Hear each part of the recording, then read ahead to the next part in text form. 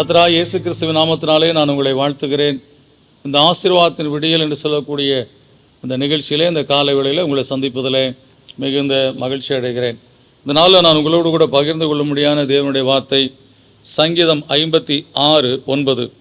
நான் உம்மை நோக்கி கூப்பிடும் நாளில் என் சத்துருக்கள் பின்னிட்டு திரும்புவார்கள், தேவன் என் பட்சத்தில் இருக்கிறார் என்பதை அறிவேன் என்று சொல்லி இந்த வேத வசனம் சொல்லுகிறது. நம்முடைய வாழ்க்கையில் நம்முடைய நெருக்கங்கள், கஷ்டங்கள், நம்முடைய வாழ்க்கையில் கூடிய போராட்டங்கள் எல்லாவற்றுக்காகவும் நாமவே அழுது நம்மையே நொந்து நாம் பல காரியங்களை சில வேளை புலம்பிக் கொண்டு இருப்போம்.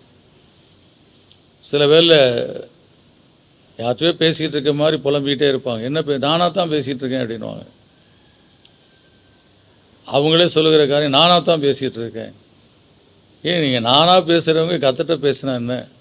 உங்களுடைய வாழ்க்கையில் கர்த்தர் நெருக்கங்களை மாற்ற மாட்டாரா? எனவே இங்கே வசனம் அதைத்தான் சொல்லுகிறது.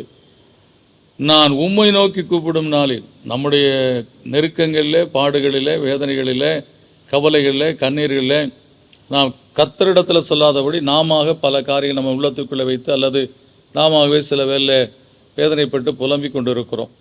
ஆனால் இங்கே நான் உன்னை நோக்கி கூப்பிடும் நாளில் என்று சொல்லி இங்கே சொல்லப்பட்டிருக்கிறது.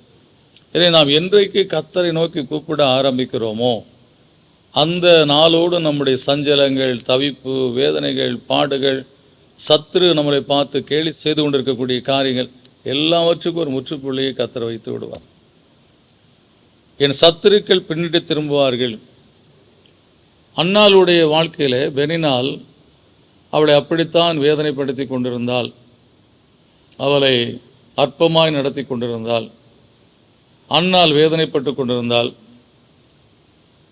கணவன் அவளை தேற்றும்படியாக பல காரியங்களை, உணவு 2 மங்கு கொடுத்தாரு.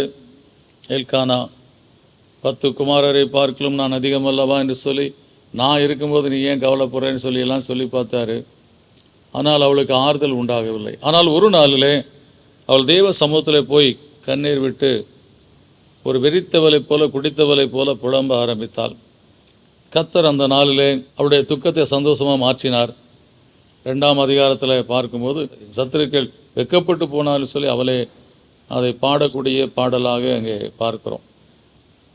என்றைக்கு நாம் நம்முடைய நெஞ்சத்தின் விசாரங்களை தேவ சமூகத்தில் சொல்லி நாம் கர்த்தரிடத்தில் ஒப்பு கொடுத்து அழ ஆரம்பிக்கிறோமோ அன்றைக்கு கர்த்தர் நமக்கு நிச்சயமாய் நம்முடைய சத்துருக்களுடைய வாய்களை அடைப்பார்.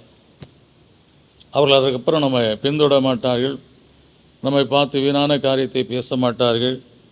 அவர்களை பின்னிட்டு திரும்ப பண்ணி தேவன் நம் பட்சத்தில் இருக்கிறார் என்பதை அறியும்படியாக செய்வார். அதுபோல தான் தேவன் அன்னாளின் பட்சத்தில் இருக்கிறார் என்பதை அறியும்படி செய்து அவருடைய வாழ்க்கையை ஆசீர்வதித்தார் சொல்லி பார்க்கிறோம்.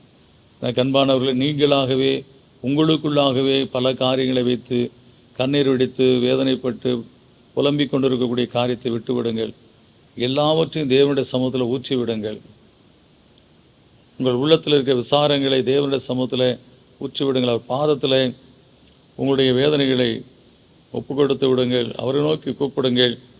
தேவனை நோக்கி நீங்கள் கூப்பிடும் நாளில் தேவன் உங்கள் பட்சத்தில் இருக்கிறார் என்பதை அறிந்து கொள்ளும்படியான காரியத்தை செய்வார். உங்கள் துக்கத்தை சந்தோஷமாய் மாற்றுவார். கர்த்தரிடத்தில் நம்ம நெருக்கங்களை சொல்லுவோம். கர்த்தர் நிச்சயமாய் நம் பட்சத்தில் இருக்கிறார் என்பதை நாம் அறிந்து கொள்ளும்படியாய் நம்முடைய வாழ்க்கையில் பதிவு செய்து நம்மை ஆசீர்வதிப்பார். இந்த விசுவாசத்தோடு ஜெபிப்போம். நல்ல பிதாவே, நன்றியோடு துதிக்கிறோம், சோத்திரிக்கிறோம். அநேக காரியங்களில் அநேக காலங்களாக எங்களுக்குள்ளாக நாங்கள் எங்களையே நொந்து கொண்டு எங்களையே குற்றம் சாட்டி கொண்டு எங்களுடைய வாழ்க்கையில் இனிமேலும் நமக்கு ஒரு எதிர்காலம் இருக்குமா, இதுதான் எங்களுடைய வாழ்க்கையின் முடிவா, இப்படித்தான் நாம் வாழ வேண்டுமா, இப்படியே நிந்தை, அவமானம், நெருக்கம், வேதனை என்று சொல்லக்கூடிய இந்த வெக்கம் நிறைந்த வாழ்க்கையை தான் நான் வாழ வேண்டுமா என்று சொல்லி அப்படியே வேதனைப்பட்டு புலம்பிக் கொண்டே இருக்க வாழ்க்கையை நாங்கள் வாழ்ந்து விட்டோம் அப்பா.